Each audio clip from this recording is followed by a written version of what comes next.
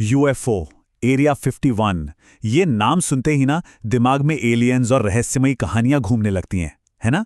पर क्या हो अगर मैं कहूं कि इन कहानियों के पीछे का सच एलियंस से भी कहीं ज्यादा चौंकाने वाला है? क्या ये इतिहास का सबसे बड़ा कवर अप हो सकता है? चलिए आज इसी रहस्य से पर्दा उठाते हैं। और यही वो सवाल है जो सबके मन में आता है। क्या सरकारें वाकई हमसे एलियंस के बारे में कोई बहुत बड़ा सच छिपा रही हैं? या फिर कहानी कुछ और ही है, एक ऐसी सच्चाई जो शायद एलियंस की कल्पना से भी ज्यादा अजीब है। इस पूरी कहानी को समझने के लिए हमें समय में थोड़ा पीछे जाना होगा। सोचिए, दूसरा विश्व युद्ध अभी अभी खत्म हुआ है। दुनिया दो हिस्सों में बंट चुकी है, अमेरिका और सोवियत संघ, और इन दोनों के बीच तनाव का माहौल है। और जो आसमान है ना, वो अब जासूसी और टेक्नोलॉजी की रेस का एक नया मैदान बन चुका है। तो ये जो कोल्ड वॉर था, ये सिर्फ हथियारों की दौड़ नहीं थी, नहीं, ये थी जासूसी की दौड़, टेक्नोलॉजी में एक दूसरे से आगे निकलने की होड़। हर कोई अपनी सबसे सीक्रेट टेक्नोलॉजी को दुश्मन की नजरों से बचाकर रखना चाहता था। और जानते हैं, इसी सीक्रेसी के पर्दे के पीछे इतिहास का सबसे बड़ा धोखा तैयार हो रहा था। और फिर साल था 1947। न्यू मैक्सिको के रॉसवेल में कुछ ऐसा हुआ जिसने आज की यूएफओ कहानियों की नींव रखी। बस एक घटना जिसने हमेशा के लिए सब कुछ बदल कर रख दिया। हुआ ये कि पहले तो मिलिट्री ने ऐलान किया कि उनका एक मिलिट्री टेस्ट एयरक्राफ्ट क्रैश हो गया है। ठीक है, लोगों में थोड़ी हलचल हुई, पर मजे की बात देखिए, ठीक अगले ही दिन पूरी कहानी पलट दी गई। अब कहा गया कि अरे नहीं, वो तो बस एक मौसम का गुब्बारा था। सोचिए, एक दिन एयरक्राफ्ट, दूसरे दिन गुब्बारा। यहीं से सरकार पर शक की पहली सुई घूमी। लोगों को लगा कि जरूर कुछ छिपाया जा रहा है। रॉसवेल की उस घटना के बाद तो जैसे बाढ़ ही आ गई। हर तरफ से आसमान में अजीबोगरीब चीजें दिखने की खबरें आने लगीं। और इन सारी कहानियों का सेंटर पॉइंट एक ही था, एक नाम जो अब एक लेजेंड बन चुका है, एरिया 51। और ये खबरें कोई एक दो लोग नहीं दे रहे थे। आम किसानों से लेकर ट्रेंड कमर्शियल पायलट्स तक सबने ऐसी चीजें देखीं जो किसी भी जाने पहचाने एयरक्राफ्ट जैसी नहीं थीं। सोचिए, कोई ऐसी चीज जो बहुत बहुत ज्यादा ऊंचाई पर उड़ रही हो, बिना किसी आवाज के। रात में एकदम से तेज रोशनी चमकती थी, और बाद में तो ये इतनी तेजी से उड़ने लगी कि यकीन करना मुश्किल था। शेप भी अजीब थे, कभी डिस्क जैसी तो कभी तिकोनी। सबसे मजेदार बात जानते हैं क्या थी? ये सारी की सारी रहस्यमयी घटनाएं एक ही जगह के आसपास हो रही थी, नेवादा के रेगिस्तान में, एक बिल्कुल सुनसान टॉप सीक्रेट लोकेशन जिसका नाम था ग्रूम लेक। तो लोगों ने पुराने सरकारी नक्शे खंगालने शुरू किए, और पता है क्या मिला? ग्रूम लेक के पास एक हिस्सा था, एक ग्रिड, जिससे कोड नेम दिया गया था एरिया 51। और बस यही नाम इस सीक्रेट बेस की पहचान बन गया, एक ऐसा नाम जो आज एलियन टेक्नोलॉजी का दूसरा नाम है। तो ठीक है, कहानियां बहुत हो गईं, रहस्य बहुत हो गए। अब वक्त है मिथक को हकीकत से अलग करने का। चलिए अब एक एक करके देखते हैं कि आसमान में दिखने वाली इन अजीब चीजों का असली सच क्या था।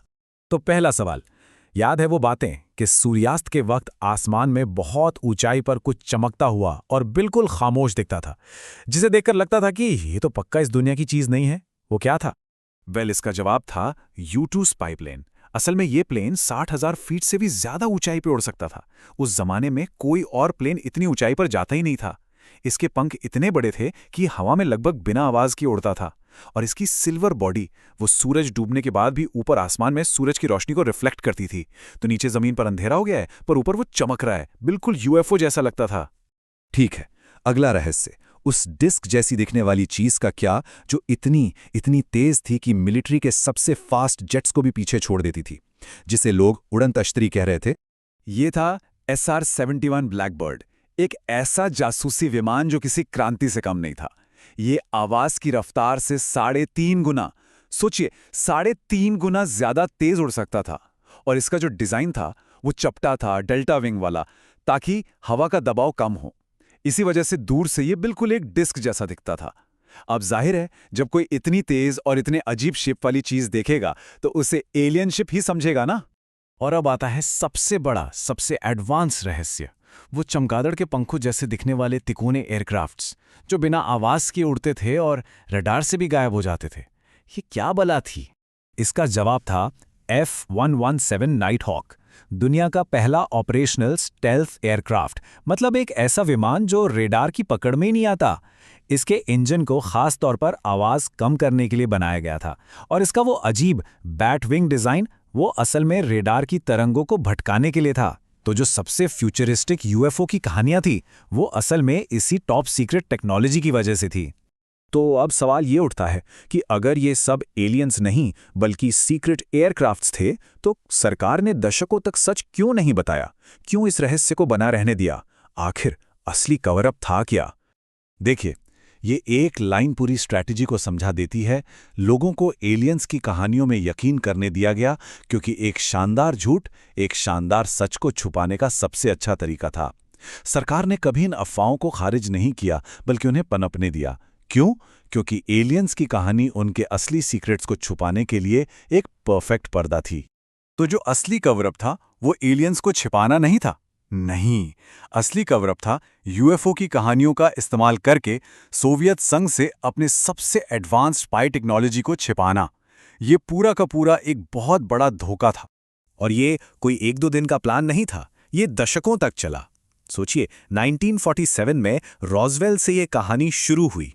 फिर 60 और 70 के दशक में U-2 और SR-71 जैसे प्लेन्स ने इन अफवाहों को और हवा दी। यहां तक कि जब 1989 में बॉब लेजार्ड जैसे लोगों ने दावा किया कि वो एरिया 51 में एलियन टेक्नोलॉजी पर काम कर चुके हैं, तब भी सरकार चुप रही। क्यों? क्योंकि ये उनके फायदे में था। और आखिर में 2013 में जाकर CIA ने ऑफिशियल डॉक्यूमेंट्स रिलीज किए और माना कि हाँ, इस बेस का असली मकसद जासूसी विमानों की टेस्टिंग करना था। तो एरिया 51 की कहानी हमें एक बहुत बड़ी बात सिखाती है कि कभी-कभी सच कल्पना से भी ज्यादा अजीब होता है। और ये हमें सोचने पर मजबूर करता है कि अगर उस समय ये सब हो सकता था, तो आज क्या हो रहा होगा? आज सरकारें हमसे कौन से सीक्रेट छिपा रही होंगी, और उन सीक्रेट पे पर्दा डालने के लिए आज कौन सी कहानियां गढ़ी जा रही हैं?